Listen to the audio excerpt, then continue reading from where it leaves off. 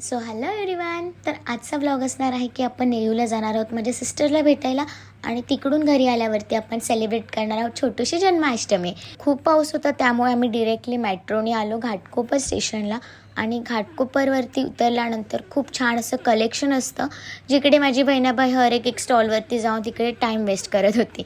So आम्ही directly नेरूळला उतरलो आणि नेरूळला आल्याच्यानंतर आमचा पर्सनल रॅपिडो आम्ही बुक केला होता. सो तिच्या फेवरेट महकमधून आम्ही स्वीट घेतली आणि हाच तो आमचा पर्सनल रॅपिडो होता. सो आम्ही 3 सीटर तिच्या घरी गेलो बिकॉज आम्हाला सावरी स्टेशनला पिक करायला आली होती.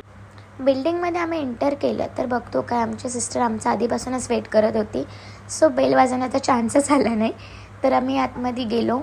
आतमध्ये गेल्यानंतर आधी सर्वात बाबांना भेटलो. बाबांची भेट केल्यानंतर आम्ही जिजूंना भेटलो आणि नंतर सर्व आम्ही मस्त रेस्ट करून गप्पा मारत बसलो होतो. सो मम्माचे तिथून व्हिडिओ कॉल सारखे चालू होते. सो त्याच मस्तीमध्ये जिजूची माझ्यामध्ये बॅटल झालं होतं.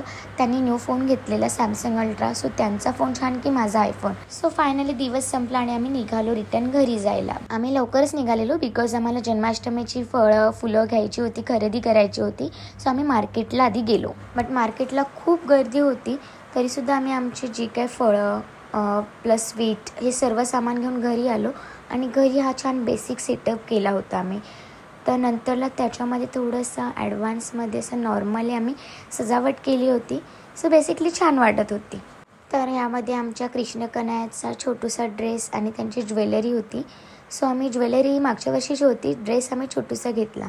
हे पंचामृत त्यांच्या स्नानासाठी होतं आणि त्यांचे स्नान चालू झाले होते.